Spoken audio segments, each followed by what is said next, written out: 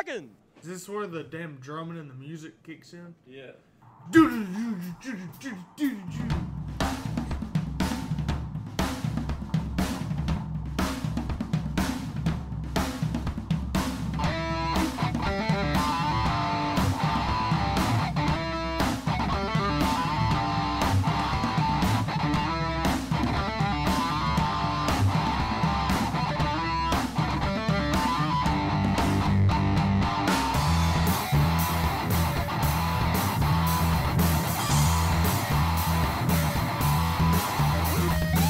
What is going on, everybody? Hello and welcome to On the Pipe Podcast. I'm your host, as always, Tyler Shepardson, and today is Monday, June the 5th, 2023, years after zero.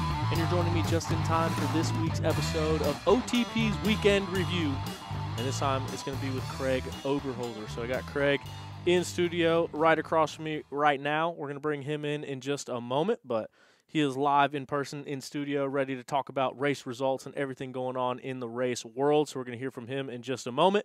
First, we're going to do a quick run-through of the results. Now, today's show, we're mainly going to be talking about the GNCC that happened out here on the East Coast, and then out on the West Coast is going to be the West Harescrambles. So we're going to run you through those results, and then we'll come back on and talk, Craig and I, about what in the world is going on and the sights, the sounds, the behind-the-scenes, and everything in between. Before we get started, as always, everyone knows the official manufacturer of On the Pipe Podcast is indeed, which way do I need to go? This way, Beta Motorcycles. Beta Motorcycles are known for their premium quality and rideability. They manufacture the finest enduro, trials, and dual sport motorcycles, and they've been family owned since 1905. So they're the best looking bikes on the market, and they back it up with their superior performance. Head over to betausa.com for more information on their available models and find a dealer near you to get yours today. So check out betausa.com and figure out exactly what they got, how you can get them. You can order a bike with your parts already on it. You can order a bike with suspension already set up for you. It's pretty cool. You can build your own Beta on betausa.com. Also, as always, this episode is brought to you in part by Zach Tussle at Raymond James Financial. Zach Tussle is a racer and a financial advisor that helps his clients win when it comes to retirement and financial planning. Zach has been on the show. He's a good friend of the show. He is racing each weekend alongside you and I, actually recovering from a hip surgery, so he should be racing here coming up soon. But Zach Tussle, like I say, good friend of the show. I know a lot of people that listen to the show are already working with Zach Tussle. So go to financialadvisorsdenvernc.com. Let them know you're a listener of the show and get a free consultation and see exactly how Zach Tussle can help you. With those out of the way, and once again, very much thankful for their support. Without you guys, without those guys, OTP wouldn't be OTP. But here we are. So we'll start things out on the West Coast, and I'm going to start out on the West Coast because without being there, there's a lot more stuff to dive into out here on the East Coast with GNCC. So we're going to start things out on the West Coast. Now, a little bit of drama, a little bit of stuff going on out there on the West Coast. Mateo Oliveira and Dante Oliveira came through first and second for the overall at the West Harescramble, and then Giacomo Redondi was in the third place spot. Now, you can see on their Instagram page, they actually have videos of everyone coming through, and you can tell that there's a little bit of asterisks when they post it. They say, hey, temporarily or provisionally, what was the word they used? Anyway, whatever word they used lets you know that there might be something brewing, something going on. And that's exactly what happened. So, turns out, I don't know the ins and outs. I don't know all the details, but Mateo and Dante Oliveira, I guess, took a hotline from what I can understand that may have been a little bit too far off the track. So, long story short, Giacomo Redondi physically finishes in third place, but after a couple adjustments in the overall, he actually gets bumped into the overall win. So, when you look up the results, when you look up the history books, when you look at it, Giacomo Redondi was the winner of the West Harescrambles. That's going to put Mateo Oliveira in the number 2 spot, and then Dante Oliveira in the number 3 spot.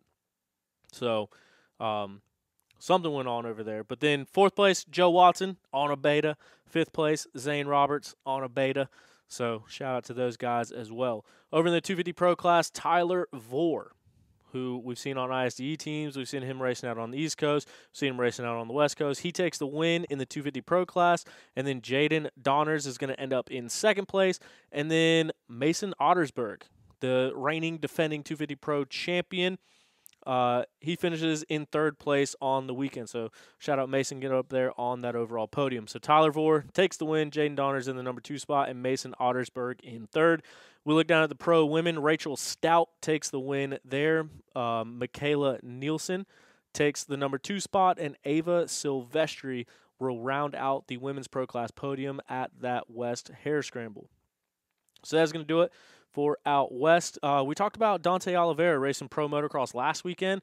Obviously, Dante had a West Harescramble to race this weekend, but Kai Aieo, I think that's what I'm going to go with. He raced pro motocross this past weekend and did pretty good as well in the 250 pro class. So maybe once the series comes over to the east, we'll see some of our very own woods riders, off-road riders, go race some pro outdoors as well. Josh Toth, who, Craig, we might catch up on a little bit of Josh Toth with you here in a moment. I know he's got some outdoors in the mix and planned, and Loretta's as well. So we'll talk about some of that. But right now, let's get into the GNCC results. We finally, at round number 8, have a 2-time winner. For the first time this year, a rider won 2 races on the season, and that rider is your new points leader, and that rider is Craig DeLong. Craig DeLong, we saw get his very first overall win in the mud in Georgia, and he does it in the exact same extreme conditions, but the polar opposite. So he won in the extreme mud, and now he won in the extreme dust, and he takes over the overall points lead in doing so on his way to becoming the second multiple winner on the season. Lane Michael. Lane Michael's a guy that we were just talking about a couple weeks ago. Hurting his shoulder again. He hurt his shoulder at Camp Coker, and he's kind of been out. And then he went to some sprint enduros, and he won the sprint enduro. And we didn't know whether he was even going to be racing this weekend. And Lane himself didn't even know if he was going to be racing this weekend. Not only did he race this weekend, he gets on the overall podium, a second-place finish. That is right. Craig DeLong and Lane Michael swapping the lead back and forth, battling each other. But this time, it's not 2016 for an XC2 win. They're battling for the overall win, and what a show that they put on for those two. So huge congratulations to Craig DeLong becoming the first multiple-time winner on the season, and then huge congratulations to Lane Michael. Very first race that his newborn daughter has been to, and he gets to celebrate that with some hardware. Second place overall on the day. Rounding out the overall podium, Ricky Russell is going to be the final podium position on the day. So Ricky Russell rode through the dust, said himself he didn't get quite that good of a start, and a day like that, dust like that, you got to be out front early on, and just goes to show it kind of seems like a lot of the same running order throughout the rest of the race. And so that is going to be how the overall podium stacks up. Just pulling up a couple things here so we can see exactly what we're talking about. So that's going to be XC1, and Ricky, this is what I did want to point out. So Ricky got not a great start, sixth place, checked in lap 3 and 4th place. During that third lap, moves up into that third place spot, and he would remain in that third place spot to finish out the day. And that's what I wanted to see, just where he came from. Jordan Ashburn, 4th place on the day. Grant Baylor, 5th place on the day. Ben Kelly, 6th place on the day, but goes from 8th to 6th on that last lap. So in that last lap somewhere, he gets around Stu Baylor and Jonathan Gerard to wind up in that 6th place and save those points. The difference between 8 to 6, those are valuable points in this championship that is coming down to the wire and is such a close battle. Trevor Bollinger makes his return back out to the racetrack. Another guy that we saw get banged up and miss a few races. Trevor Bollinger back out there, top 10 in the XC1 class, 11th place overall, 9th place in the XC1. And then Josh Strang is going to round out the XC1 Pro class. As we look now into the XC2 battle, it was Liam Draper. Liam Draper is a guy that we've talked about all year long, a guy that's been right there, a guy that's led laps, a guy that's been right on the bubble. He gets it done, holds on to it, gets the overall win, and he does it while riding without a foot peg for part of the race. So shout out to Liam Draper getting it done and grabbing that XC2 win. Gus Reardon, we saw him battling back and forth. We saw him lead a couple laps. We saw him get in the lead, lose the lead, get back in the lead, and battle down to the wire. So Gus Reardon holds on. Second place finish on the day. And then Rui Barbosa, becoming a podium regular, gets up on the podium once again in that XC2 class, third place in class.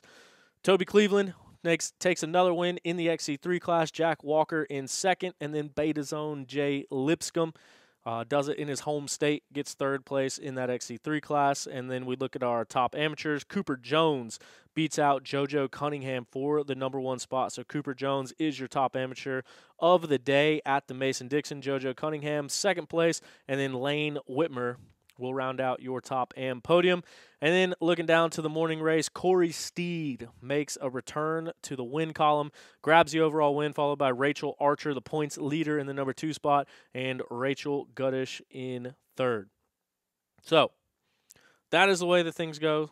That is the way that they shook out. That is the way that things ended up. So now, to get more in detail, to talk about some of this stuff, we're going to welcome in our good buddy returning to the show.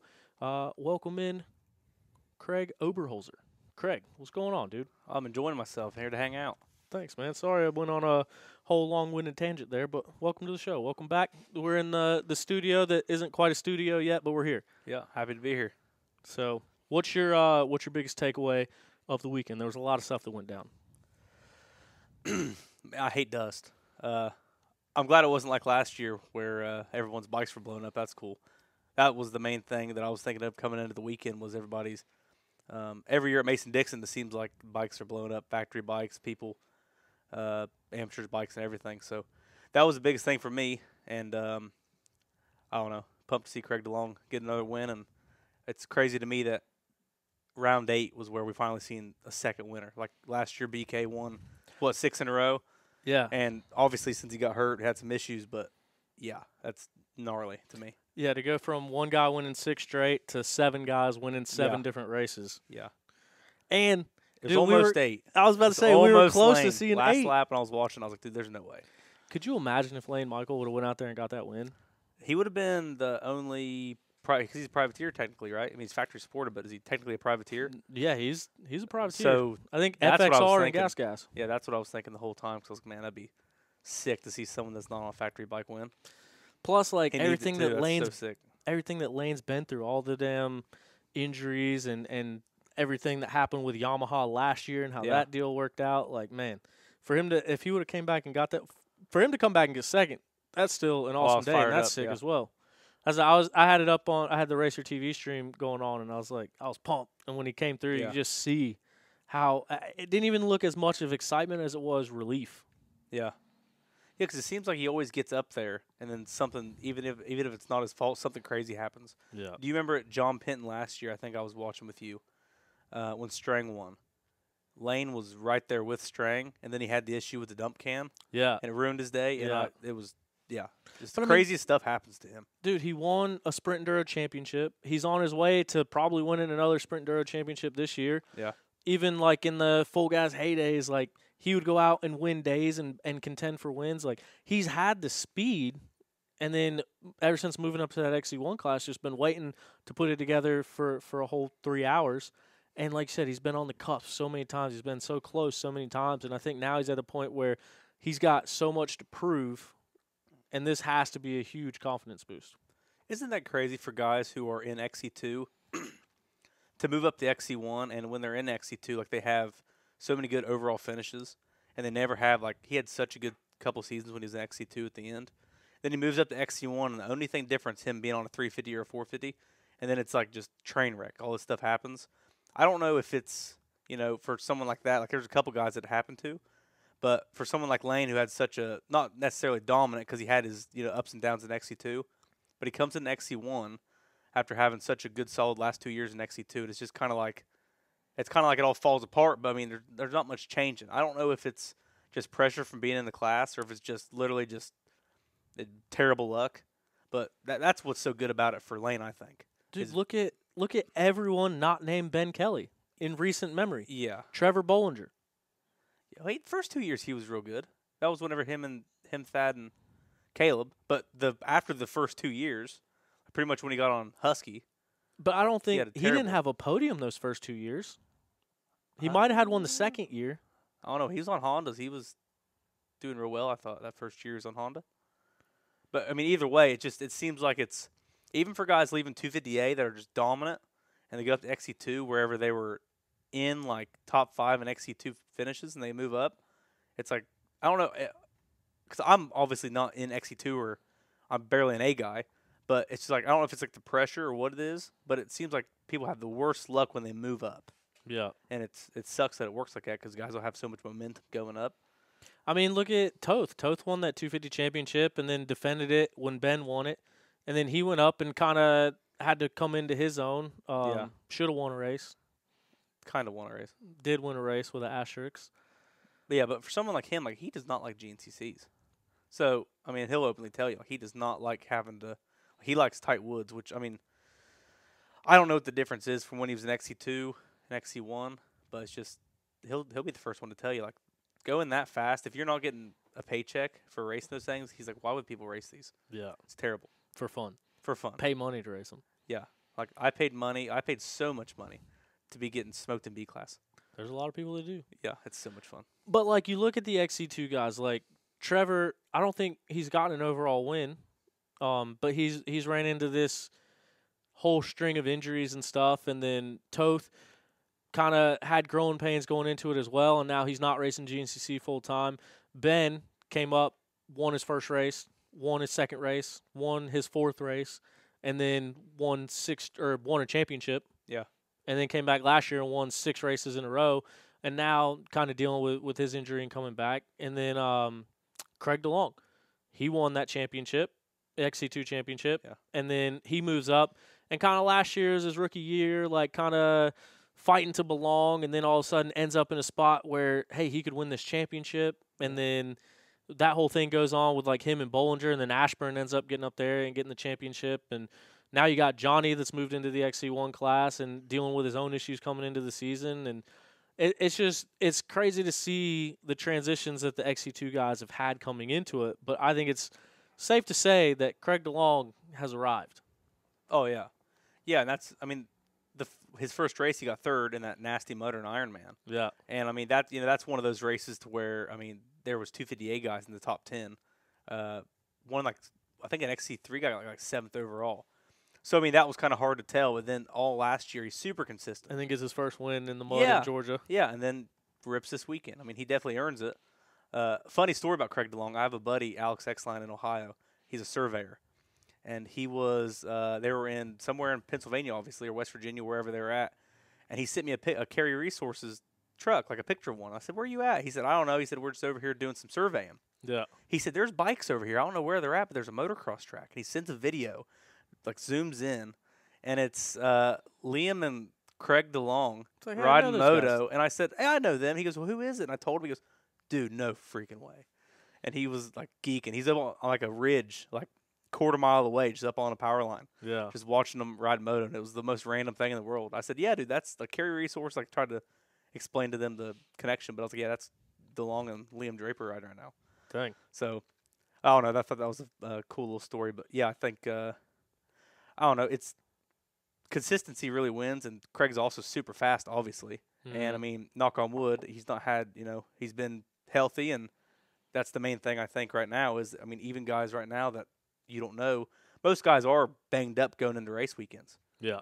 I mean, as fast as everyone goes, if you slide out, it's probably going to hurt. Yeah. So Craig DeLong has done a real good job, I think, about keeping himself on the bike. Better knock on some wood. I'm trying. Got good juju for you, Craig. Good juju for Craig. Sorry, bud. From Craig. From Craig. But yeah, I mean, he's staying on 2 wheels and being smooth, and that's, I think, the biggest thing.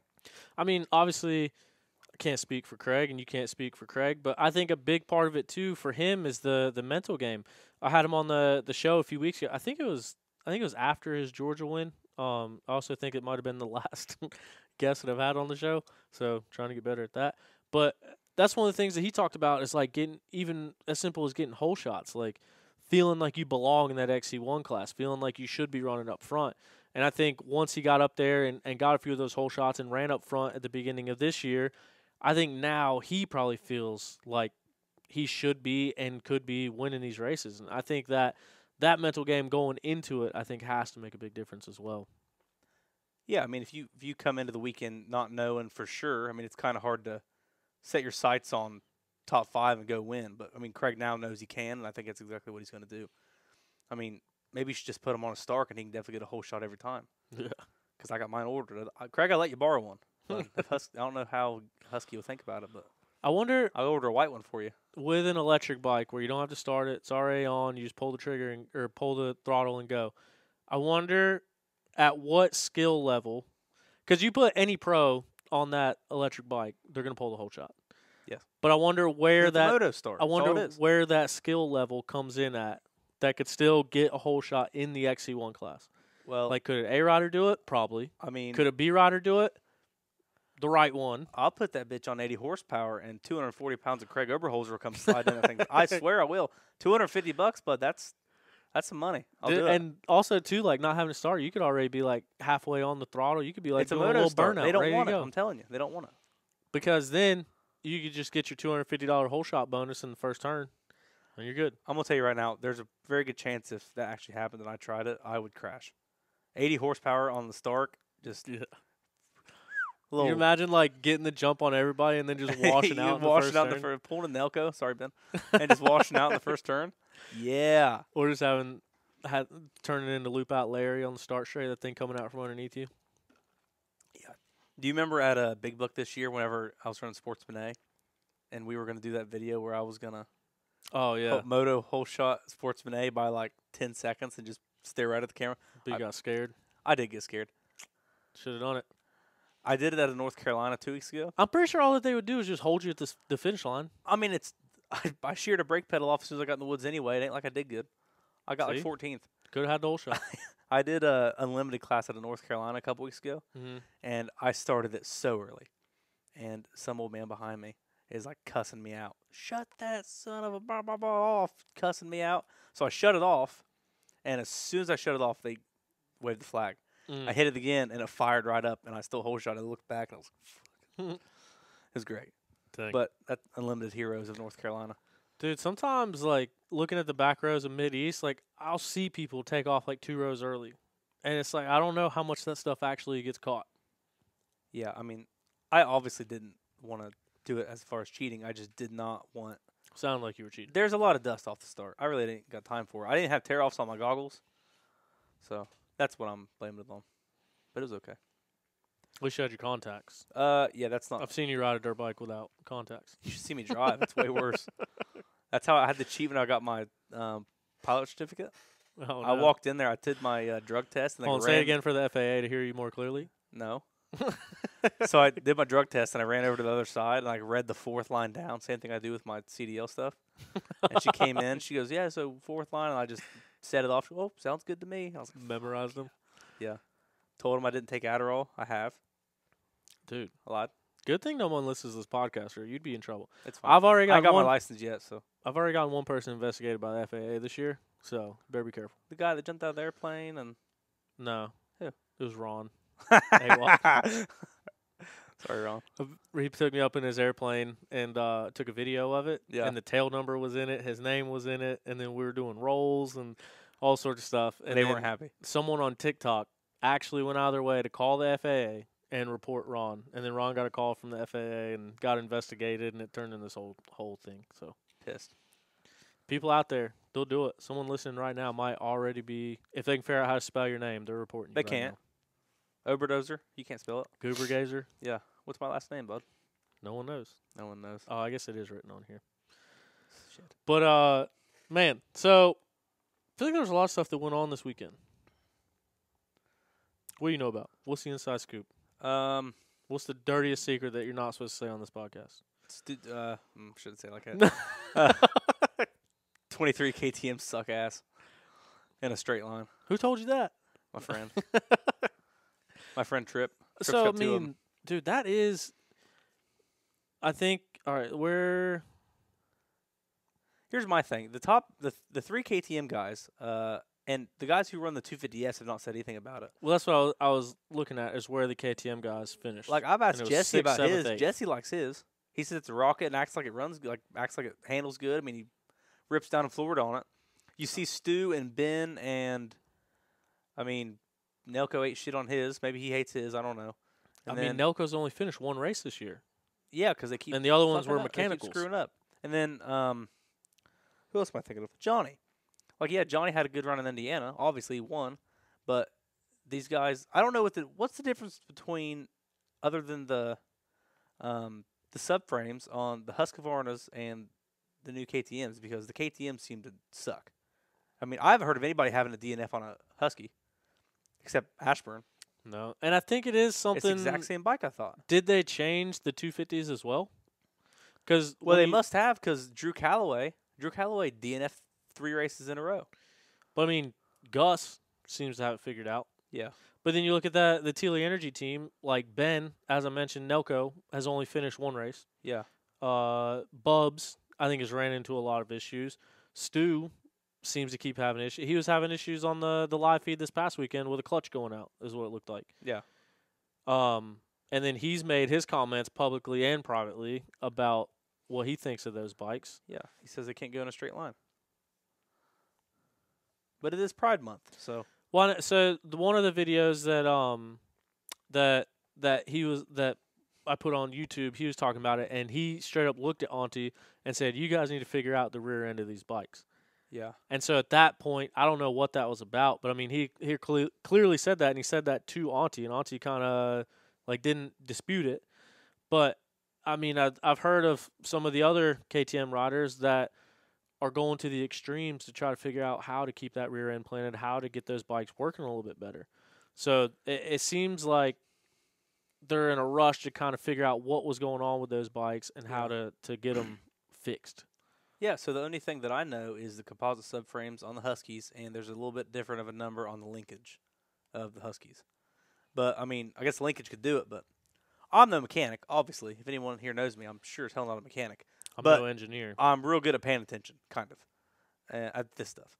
And I don't know, it seems like they're supposed to be the exact same bike. Obviously, they're the same updates for the 23 Husky KTMs, but the Husky boys are having so much more luck. It's one of those things too where it's like it's hard to say, and it's really hard to kind of talk about it because like Ben is coming off of a shoulder surgery and a broken leg. So his results aren't 6 straight wins like it was last year.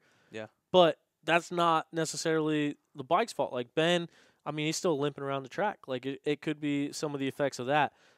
Johnny went through his own health stuff coming into this year, and it's his first year in XC1. Yeah. So while his results aren't the best that they could have been, like I'm sure that he is striving for something more. So like it's hard to judge it off the bike. Same thing with Stu.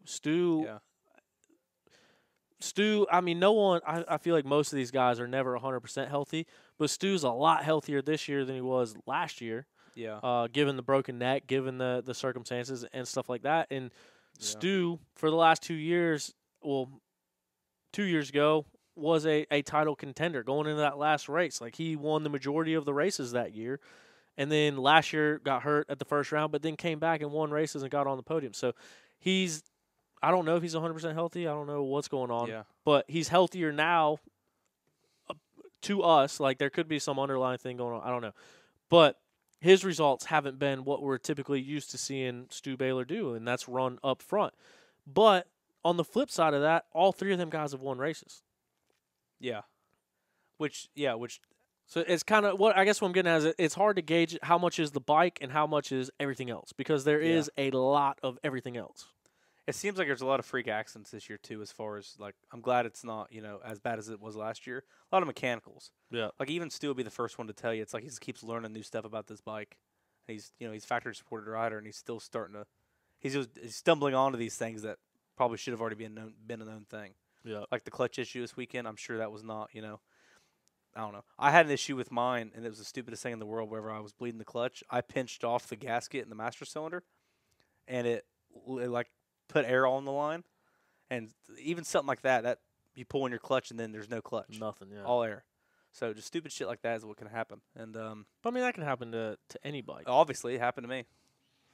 No but good. I mean, any bike, yeah. Those 3 guys are all running factory motors. Yeah. I think Stu's the only one with a factory motor on that team, but everyone else on that team has ran into issues. A lot of the amateur riders have ran into issues. Like when you start looking at the KTM rides going down, like the amateur side, I'd be interested in knowing how they are. Does like he have how, a mechanic? how they're all Stu? holding up. Who was wrenching for him this weekend? Ryan's not working for him anymore, is he? No. Bless me for not knowing. But that one fella. Dylan? DC? I'm friends with him on Facebook. His name is something different on Facebook than it actually is in real life. Oh, hell, I don't know. I think someone said that he's like somewhere down the line Stu's cousin. He's from South Carolina. Trent Wood? No. That's a good guess. That is his cousin. That's a good guess. No. But he has a mechanic. I can think of his Facebook name, but I don't know his actual name. Yeah, he's been his mechanic since I think Bigger Buck or Camp Coker. Huh. I think Camp Coker. So yeah, he's got a mechanic. Huh.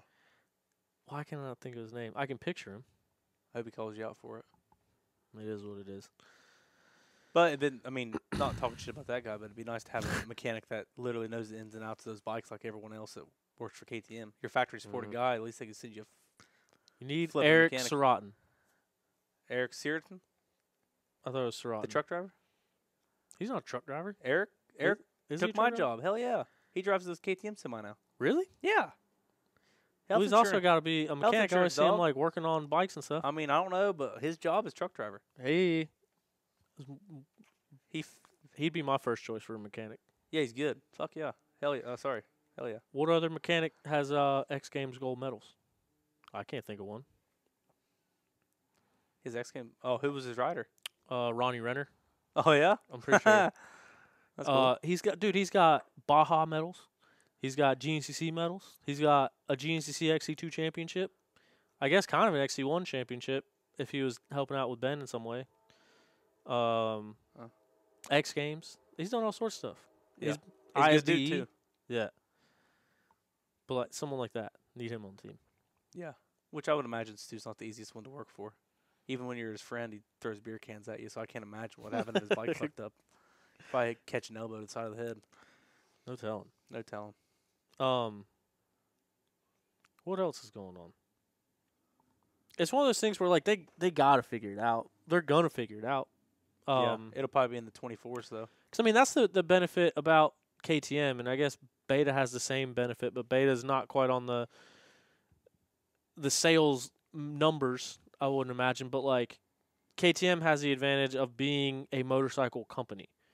And so that's why they're able to put so much money into their development, put so much money into their marketing, put so much money into their program and everything that they're doing, because KTM is a motorcycle company. Like when you look at Kawasaki makes lawnmower engines, Kawasaki makes side-by-sides, Kawasaki makes jet skis, like they make all sorts of stuff. Honda makes cars, everything in between. Yamaha, generators, pressure washers, boats, jet skis. So all that money in all the other manufacturers kind of gets distributed throughout all the different segments, where KTM sells motorcycles. Yeah. So And KTM's and Fuller's 2008. yeah. Pieces of shit. Hey, you know what I was thinking? You know how last year everyone was talking about Cooper Webb and them like him having issues with the bike and didn't like the bike, and he was like even especially in the whoops, and it wouldn't turn worth a shit. And then so now it's a 24. So that was the factory edition 22.5. This is the 23. That you would imagine that would be the same issue they were having on these ones. You know what I'm saying? Yeah. Like, Even in Supercross and Motocross, like KTM's haven't been doing what we've seen them do in the past. Yeah. So I mean, they could be struggling to get those bikes dialed in too. Yeah. I don't know. You wouldn't think it'd be a super. I mean, like I said, I'm not a mechanic. I don't know what the hell I'm talking about. But the engineers over there, you would think like the guys over at KTM would be like, oh yeah, well here's the difference. Here's the difference. The linkages. The linkage is a different size. The whole geometry of the bike's different. Change this. Change a motor mount. Boom. Yeah, frames different. You would think. You would think it wouldn't be that hard for someone who knows what they're talking about, but I don't. So don't ask me. Can't the MXGP guys, aren't they allowed to like change frames? Like they don't have to run stock frames, I don't think. I think they have a lot more Leeway. yeah. And they get to have a second bike Yeah. in case something goes wrong. I have no idea. I never even watched any. Like I wonder if that plans into, like I wonder if they've done research and development with new frames that's going to come out with the half-year factory edition bikes this year. Because I've heard that that's what they're kind of working towards is the 23.5 or 24.5, however it works, that bike is going to be like a completely different bike than what everyone's riding right now. I rode a 24 300 XE the other day. I've been wanting to ride the TBI. Is that what it's called? TBI? I don't know. I rode one. The true fuel-injected ones? About killed me. It was great. Heck yeah. I rode it like a 125 for some reason. How much did you hear the rev limiter? I was pretty much riding in my suspension man's backyard, so not that much, but I would have just sat there and held it on there. I really wanted to, but it had 20 minutes on it. So, yeah, I thought it was super sick. The new two-strokes are sick. That's why I told Stu we need to start riding, but he thinks he'll get fired. If we put him on a 300 SX. He almost raced a He 300. he almost had to. Got close. Yeah, he probably should have. I wonder what would have happened if he just stayed on that bike instead of swapping back to the race bike. He said whenever he was sitting on the line on that bike and he seen his bike coming down, he's like, shit, I'm not gonna ride this one. Yeah. Not in a my bike's a piece of shit, but like he just really wanted to ride the 300. Yeah. Might have been 250 XE. I'm not sure what it was. I think it was a 300. They're Pretty sure. Sick. I like them. Yeah. That's like I wish those dudes had like more of an option, like more of a choice, like could ride whatever bike in the lineup that they wanted. Like I understand why they can't. It's because they're trying to sell the off-road models and like they're trying to sell those premier bikes. So they want people buying the 4-strokes and not the 2-strokes. But man, how cool would it be? 90% of the people Just are going to buy the choose your 4-strokes regardless, though. I mean, for KTM. So I understand it, but it's still kind of inconvenient for us watching. Yeah. Or like at Snowshoe or the Mountaineer or something, like if Ricky Russell wanted to run a YZ250. I think Josh is running the 300 2-stroke. Yeah, but Josh is not a factory guy. Not anymore, I guess. Not anymore. No, retired. So, I mean, he can kind of run whatever he wants, I think. Yeah, I think he's running 300. Have you talked to him lately? He was at a qualifier this past weekend. Yeah, he went. So he did an area wherever. Then he was hanging out Southwick, getting ready to, because he's going to be racing Southwick outdoor. I guess he can't race an outdoor until after Loretta's, right?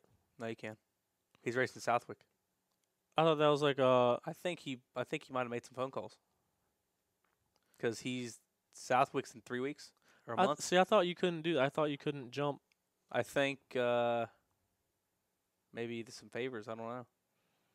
But they're letting him. Because that was like the thing with like all the amateur guys that they got to make it through Loretta's before they can go race outdoors. It is different for them, but Josh has had, 5 years of professional and off-road and sprint enduro. So I think they're. But then if he does that, then he's going to be a pro moto guy. So how can he go race Loretta's? Being a pro moto guy. Well, Jednan did it as long as you don't get so many points. Jet was riding at before his last year Loretta's. He raced in Maryland. Oh, really? As long as there's a point system, you get a point out of it. Mm. But See, I don't know how any of that works. Josh went to Redbud this weekend, and I think he's on the alternate list for Pro Sport. Dude, the videos they were showing, there were so many. So Josh told me that obviously most of them are doubling Larocco's leap, and the guys right behind him, there's a video he just sent me. A guy tries to jump Larocco's leap and would have made it, but lands right on top of another guy. So Josh said he came around the next lap, and they're both knocked out on the side of the track. And then a local woods guy from Indiana or Kentucky, a friend of Josh's, comes around the next lap. He's out on the other side of the track. He said there was 3 medic flags going on at the same time. He said it was gnarly. And they didn't stop the race? No, that's what he said. He said he was so confused. So he said he would get like a mid-pack start, and then at the very end of the moto, he would be catching all the guys, but he didn't have enough time because he was riding the 250F in like open and stuff. Mm-hmm. But I mean, he said loading up on a 40-man gate is the gnarliest thing he's ever done. Yeah. Nuts. That doesn't sound fun. But he's on alternate list for. Did you see the starts at the National?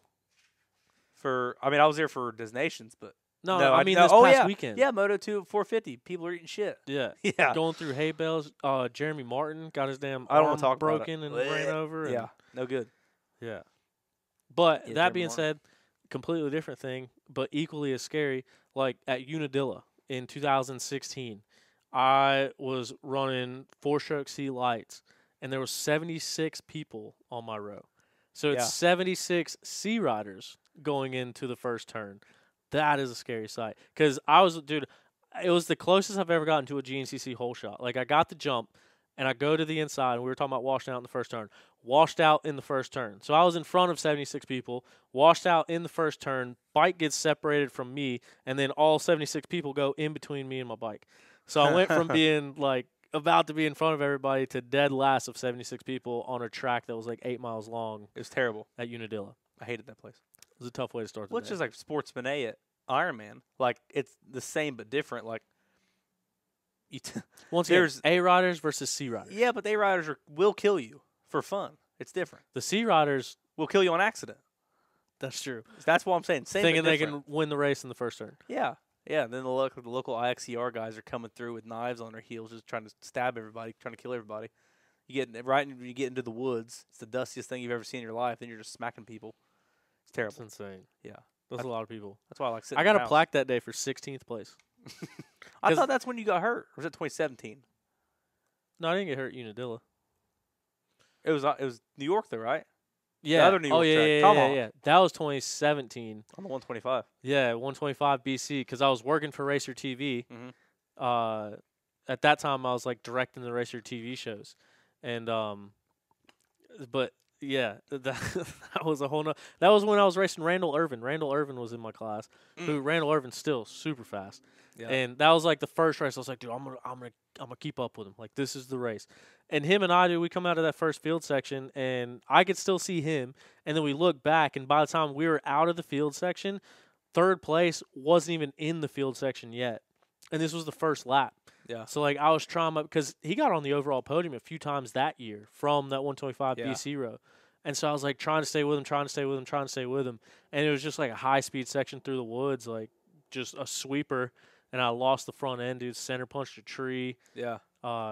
Yeah, dude. I didn't know where I was at. Broke my collarbone. Tore ligaments in my thumb. I still have issues with my thumb. Like, I can't hold up like a full Gatorade with this hand because my thumb is still hurt from that crash. Yeah. But yeah, that was it. That was at Tomahawk. Yeah, not a big New York guy. Too many rocks for me. Rocks and roots. That Tomahawk race is actually, it's like 10 minutes from my uncle's house, but then also like right where my whole family's from. Like, I was born real close to that track. Yeah. Which I thought was pretty interesting to go back up there. I remember the first time going to Unadilla, I was with the Gearings in Ohio. So we left Ohio, took off day of school, got up there, and we got there super late Friday night. Saturday morning, woke up, and you'd walk out. We were right at the, like, I guess it doesn't really matter where we parked at, but as soon as we opened up the camper, like, it was the thickest fog I've ever seen in my life. You couldn't even see the moto track. Like, when the mini quads were racing, they couldn't see shit. And then it was like probably 11 o'clock. You could finally see everything. And then halfway through the AM motorcycle race the next day was when people could start hitting the sky shot because how foggy it was. Gnarly. And that was my first time going like out of state racing, really. It was the craziest thing to me. Yeah. Local Ohio straight to New York. I was like, holy shit. They always put like hay bales around it to where they would like chicane it off. Yeah, and then the fans will go over there and move them when they knew that their boy or somebody was coming. Yeah, they'd come over and just straighten that thing up.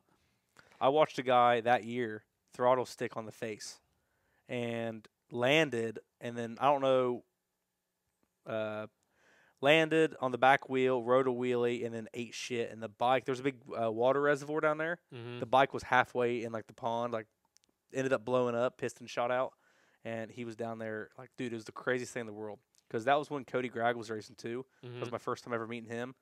I remember him throwing just, like, the fattest whip on the planet of the sky shot. That was, like, the biggest jump of it I'd ever seen. Yeah. And then 2 minutes later, here comes this guy in Sportsman A just ripping and throws it, and the throttle sticks. And I was like, holy shit. Eats it. Scarred. Could you imagine, dude? Scared the shit out of me. Did you ever hear about that story about the guy that tried to jump gravity cavity and died? He tried down to jump over it. That's stupid. That's what someone always told me. I've never. I could be completely making so that you're up. running Someone 80 could mile be an hour screaming straight at me into right a hill. Yeah, but someone tried to go over it to That's the other side. Stupidest thing in the world. Yeah. And granted, that could not have happened at all. Yeah. But when we were there, that's the story I was told. And then just to think about someone even trying that seems That ridiculous. place is so steep. There's this part on the very side of the track where it's like a steep downhill. Then you immediately take a 180, go right back up the hill. Yeah. And we didn't run it, but we were just like messing around on pit bikes, and we Yeah. tried to do it. So steep. Yeah, I Like know pit exactly what you're bikes, talking you about. almost had to push the pit bike up the other side of it. Yeah. It was so gnarly. Yeah. But it was cool. I don't know. Dude, that'd be sick to go up and race a J-Day there. Because they still race at Dilla. I think it just happened. You want to go to Southwick with us for the Pro National? When is it? For the 2 Pro week- National? 2 weeks after we go watch Josh. 2 weeks after Snowshoe. That would be sick. Yeah, there's me and my buddy Hunter Helmick are going. We should put together a video. Yeah? With Josh. Tell him not to be Does scared. he have a video guy? I thought he was Ian- supposed to be I having a think video guy. Ian does some stuff for him, but I don't know if they've done anything. But I mean, Ian's at all the J-Days, and like I don't think Ian went with him to Hawaii for that hard enduro. But like, what about all the other stuff? Like, was anybody with him this past weekend? Nah, I was, so I went and rode with them on would have been like Tuesday, and we rode moto in Ohio, and then he had asked me if I wanted to cruise over, what if I had anything going on, and that's probably what I would have ended up being, was big camera guy. But no, he took Brock Hepler. Him Oh, and yeah. Brock cruised So over. Brock They was- grabbed the Enduro Engineering van, cruised over, and then I mean he's probably just cruising. And now Josh was coming straight back down, and Brock took the van back over to PA. Gotcha. That's just it's so cool and unique of what he's doing, and I feel like that would be like the key in that is like being able to tell that story, like to document that and put those videos out and stuff of what he's doing. Because other than Ryan Sipes, like nobody's done it. Like nobody's put Yeah. together a program like that. Yeah, so he was doing. I know Ian and him were doing some videos, but I don't know if the schedule's kind of been off since. But I mean, I could have missed it, but I haven't seen anything. And I know that Ian's at GNCC because he's doing all the stuff for the Austrian brands. yeah, And then he's at Unadilla flying not Unadilla, he's at J-Day as the official drone pilot and stuff of that. So I know he's tied up all of those weekends, and Josh has to be doing stuff on those. I mean, that's a lot of weekends just between those two series. yeah. But, like, I don't remember seeing anything from, like, Hawaii or anything like that. Yeah, I don't know. That would be sick to do one of Southwick though. Yeah. Because I think so. 10 days before the Southwick National, they like close it down so locals can't ride. So I wanted to go up like Wednesday and take a bike and ride, like just go find somewhere to ride. Like if we go up there, last time I went up there, Ben and Josh took us on Tour de Winstead because they live in Winstead, Connecticut, Mm-hmm. and I felt like a piece of shit. I was trying to ride some of that stuff, and I was on Josh's 450, and just overheating everywhere, and I felt like a fat ass, and I was rolling down the hill and shit, and it was raining, and Zach Toth took a mosquito to the ear and freaked out and rode the pit bike home. It was great. But we were stuck in the woods, like not stuck, like they were sitting there climbing hills, but I was hyperventilating, dying. Sounds like a good time. Oh, it's the most fun. 300 wouldn't hurt. Did you go to the sand pit where Toth did the backflip at? No, maybe. We went to a sand pit, Brian DeSalt's house. Mm. We left Brian's house and went out there. There was like 7 or 8 of us. So maybe. Big old sand pit. I don't know where, It was cool. Way different kind of riding, though. I suck out there, which I'm Yeah. not the best here either. But going out there and riding, like I'm fine in the sand. Then we go to, like the gnarly rocks. No. I get smoked. Have you seen that place somewhere up there? I think it's in PA. We'll probably see a lot of it this week. The Moon. The Moon. Yeah. I went there. You've been there? I took a brand new gas there and dented the frame. Heck yeah. Yeah, no skid plate. Did it handle better after that? No. Oh. It handled the exact same, which was not the greatest. That place looks Had air sick. forks. Like No, it's not. now with Snowshoe being the next race, I'm sure that we'll see people there over the next couple weeks. I But won't it be there. looks sick. You won't see me. I just remember seeing all the videos of Liam Draper, like just hop, skipping, and jumping over all that stuff Dude, like a it's little gnarly. bunny rabbit. Dude, we should honestly go because I'm going to go a couple days early to Snowshoe, I think. I Mhm. might leave from Ohio, go to the Pending. We should go, and you can take the CT out there because I'm sure that'd be so much fun. That sounds dangerous. Yeah. Did I move this camera or is it good? Just a minute. You definitely did move it. How's that? Why do you keep moving it more? Well, I thought I was moving it the correct way. I don't know. You're in there. Hell yeah. Yeah, the moon is not great for me, but it was fun. I like to go check it out. Have you ridden Bollinger Snowshoe Loop? Unofficially. Like, I went, like, after Snowshoe, and I thought I was on their loop. Like, they took me on a pretty gnarly one day, but it was... Dude, this sounds like some prime time to get some Brown Mountain trips going, too. Yeah. In the next Bollinger couple started the weeks. group chat, and they're riding during the week over there, and that sounds sick. I wanted to go there At this Brown weekend. or at Bollinger's place? Bollinger's, yeah. His place is I swear in North Carolina, his is the best place to ride in North Carolina. It's so much. I need It's to so take good. the old Beta over there. Get some premium quality and rideability in those hills. You don't want it, bud. I'm sure Johnny will be there. Johnson. Oh, I thought you meant Gerard. Yeah, John will No. be there. John Johnson. Probably. Talking about Betas, boy. Beta's boy. Cool to see Bollinger back at it. Raced North Carolina a Yeah. couple weeks ago. Went back, raced GNCC this past weekend. Raced the race, finished the race, had some fun during the race. Had some fun while racing and finishing the race. Yep. Yeah. I Hey, was pumped. those are all positive takeaways. Yeah, as long as you're showing up and getting through it and staying healthy, and hopefully by the end of the year he'll be back on pace. But Yeah. rough go for the Morganton boy. I think summer break is going to do a lot of people a lot of favors this year. Yeah, I'd say there's going to be not as much Busch Light drinking as there was last summer. Hopefully, we'll see Lyndon Snodgrass back after summer break. Yeah. I got a Snapchat from him that he's back training. Yeah. So that's good. I talked to him Step in the right direction. 3 days ago, and he said I haven't touched a bike in 7 weeks. Well, I didn't say he was riding. So he was training. Oh. Just doing workouts and stuff again. Back on the Stairmaster. But then he said that he wasn't going to be back until after summer break. Yeah. Which I don't think any of that's a problem to disclose. There's no details. That's just he'll be back after summer break. Yeah. What else? Who we got? Does he have is this it's not the same thing as 2 years ago, right? What's wrong with Lyndon right now? Does he have the same thing that like Archer and them have had issues with? The overtraining thing? Is that what he has, or is it from the I am not at liberty to talk about anyone's stuff that hasn't been disclosed publicly. I didn't know if it was the same thing that happened 2 years ago. I don't know. Just got sick. I don't know. Overtraining. No idea. Oh, sorry, Lyndon. But it does suck, like, seeing that championship they won last year and then coming back strong, trying to fight through stuff this year, and then ended up having to miss these races and not getting a true chance to sit there and to try to defend that number one plate. I wonder if he can get a medical red shirt year. I don't think so. Isn't that like how college works? Hey, my girlfriend's walking around outside. Mindy. I wonder if she'll bring us some Mo's. But, yeah, so looking at the points, Stu has been back and forth with the points lead. I think this past weekend was one of the biggest disruptions that we've seen in the overall points, with Stu and Ben and all them finishing so far back, and then Craig getting the win. Yeah. So Craig moves into the overall lead, 168 points, so 8-point gap, which I think Stu had a pretty hefty lead going into this race. He did. But now Craig DeLong 8 points ahead of Stu, who is 16 points ahead of Ben Kelly, who is, I can't do math that fast, 6 points ahead of Jordan Ashburn. Ashburn's only 26 back, and he had a DNF.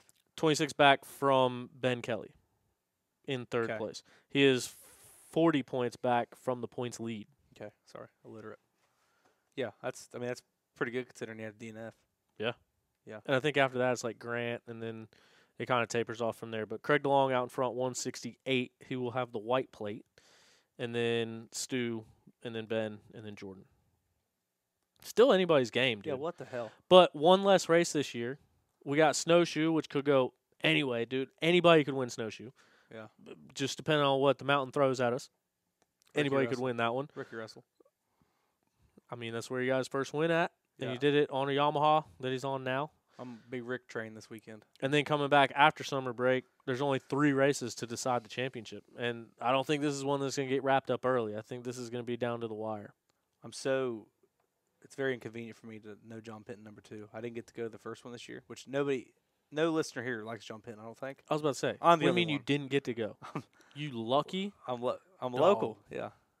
Big John Pinton fan, especially when it's muddy. I hate that place.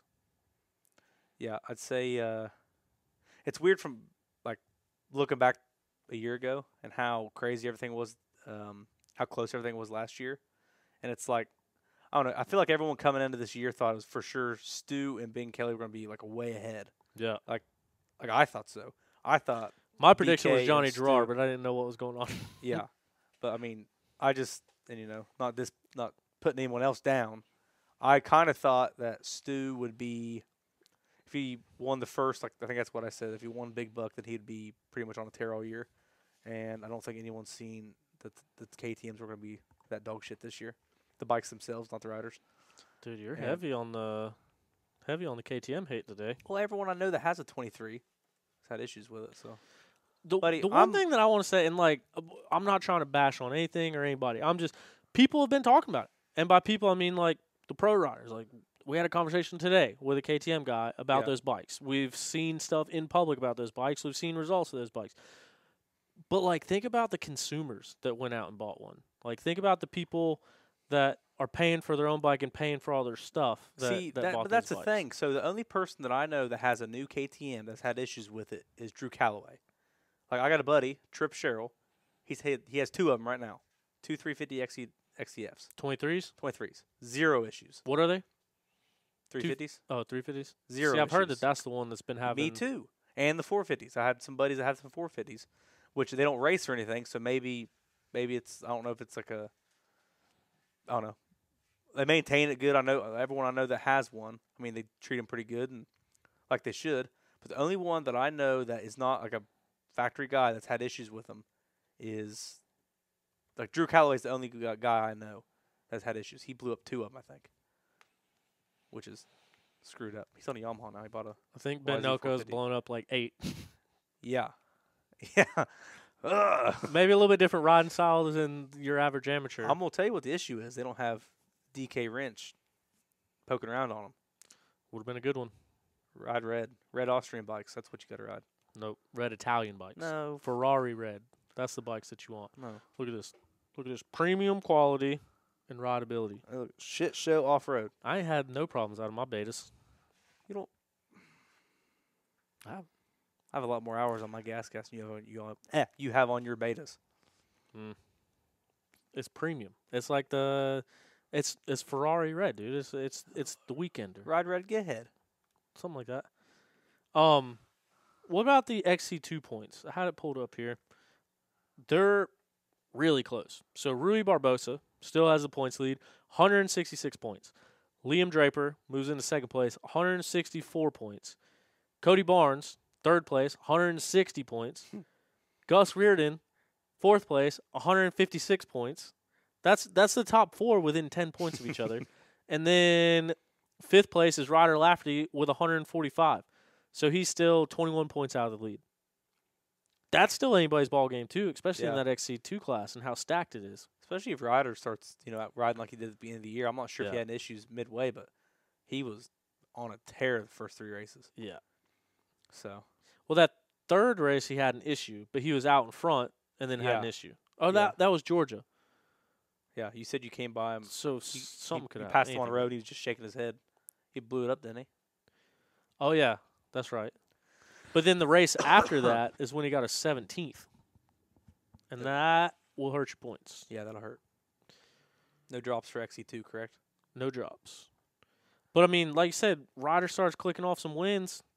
I mean, Doesn't take much to get back up there, yeah, 21-point gap ain't much. It's 9 points from first to third.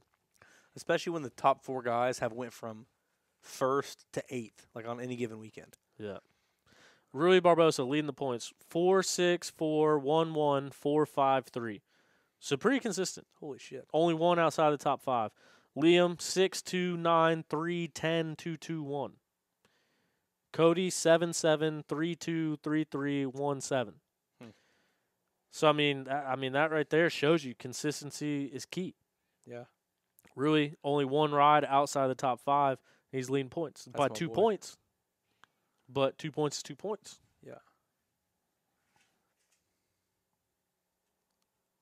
yeah. Rui wins championship. He's going to trade that Raptor and get a brand new one. Big Roush guy.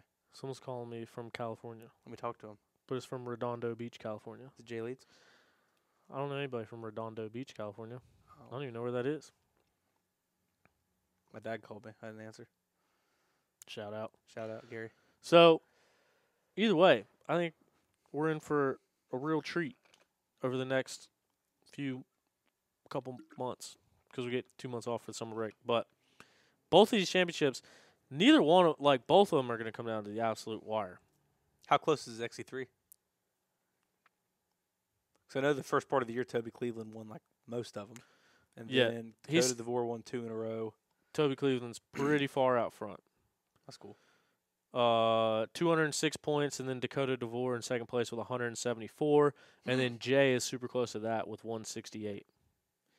But they get 2 drops, and Toby's going to drop a 7, and Dakota's going to drop an 8 and a 5 right now. So that would tighten up the gap a little bit. But I mean, Toby's got 5 wins. Toby got 7 this weekend, didn't he?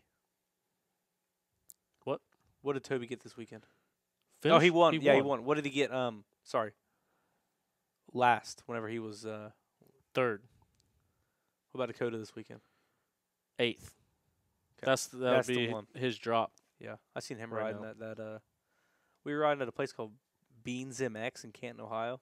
Did you give it the beans? I broke the whatchamacallit, my wheel, the bead in my tire. Mm. It's great. Came around a corner and the whole bike started shifting. I looked down and So you're giving it the beans. the bib exploded. It was great. I'm trying to think. I feel like there's something else that was a big storyline headline. My computer's about to die, and I gotta leave. So, what are we missing? I'm about to be the 200A champion of Aces Enduros in Ohio. So anybody up there that wants to smoke, I got a 2009 ready to go. Where's that? Just in Ohio. I hate that state. Sorry. I hate the state too, but I love KTM 200s. Was there any more storylines that we wanted to get to? Any drama? Why are you looking at me like that? I thought you were about to like give me a wink saying like there was something. I don't Oh. remember. I don't know. You're the one in the know. I don't know. I've been here, making on- T-shirts. I don't even know what's But going I'd on been on anymore. a job site for 3 months. I don't know what to tell you. I just got back. Welcome back. Thanks. Thanks for coming out to Weekend Review Yeah, glad to be here. with Goober Gazer.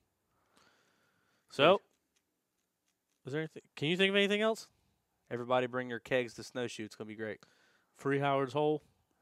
What is the deal with that? I've missed 3 straight GNCCs. I gotta go to Snowshoe. Yeah, get blackout. What's the deal with I seen on Tom's Snapchat or on his Instagram. What's They the free show up at all those races every year. I think What does free Howard told mean? but I think what the whole premise is trying to get Howard's Hole for the AM race too. I think that's what the free Howard's Hole part is.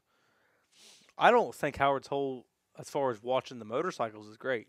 I go to people watch because Dude. I don't think it's that hard. You ever been personally. to Howard's Hole 8 a.m. on quad day? Well, you mean That 10? is Howard's Hole. No, it starts at 8. It starts at 7. From 8 to 10. No, because I keep getting blackout on Friday at the golf tournament. I don't wake up till noon on Saturday. Dude, I need to find a golf team. They're probably all. Me, you, and Randy Leeds. All right. Jay Leeds' brother. We need one more, I think. I shot the Nick best Rupert? round of golf I ever shot in my life this morning. Listen, I can't shoot. I've been I training. got like a shotgun of beer. I've been training. Last year was a bad deal. If anybody needs a guy, let me know. But no, if you want to see the most outrageous crap you've ever seen in your life, go to Howard's Hole, 8 a.m., anytime between 8 and 10, before that morning quad race gets there, Yeah. but then also like in between the morning quad race and the pro quad race, that's when you need to be at Howard's Hole. Expect to see some fist fights and a little bit of skin. Oh, dude, yeah. Bring your beads. Bring your beads. Bring your beads. It's great.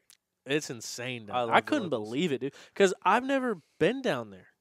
A lot of So times, this year? Last year? yeah, for quad day. I don't like going down there.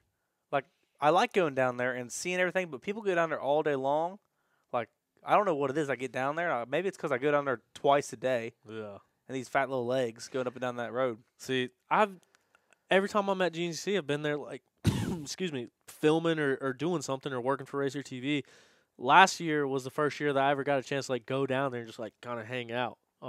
It's terrible. It would, dude. Saturday I might just leave the camera alone, wear some old clothes, and go Maybe put your glasses on. go be a mud flea. It's a bad deal. See, I feel like I always go to the entrance of it. So I go from like the exit to the entrance. Like I don't go like where the main everyone's at. 'Cause there's always so many people there. Yeah. But I think it's gnarly. Yeah. Someone always gets knocked out in their land, or someone's shooting down fireworks or throwing them 80s in the air and shit.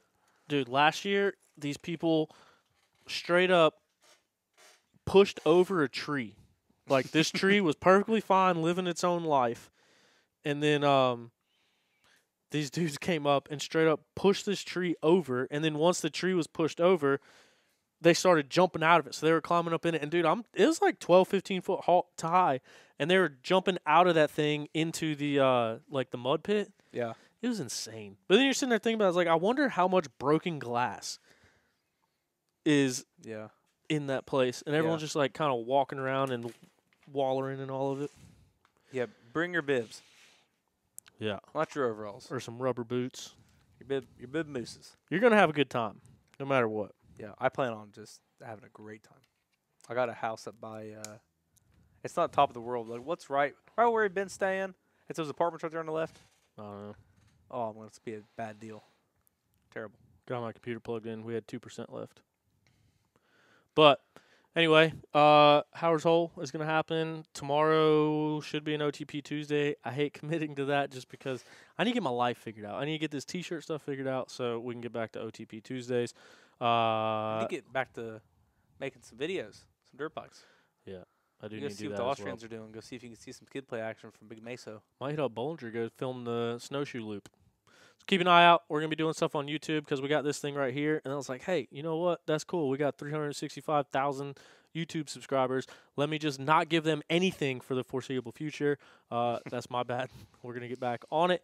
In the meantime, be making a bunch of T-shirts. In the meantime, might see you around for some more Mondays, some weekend reviews. Thanks for coming out today. Parking your camper over here and coming and hanging out. Yeah. My house. Yeah. Any closing words? Nope. Be good at it. As always, be a friend, tell a friend, let everybody know about On the Pipe Podcast. Thank you, Craig, for coming in. Thank you all for watching and listening. We will see you next time.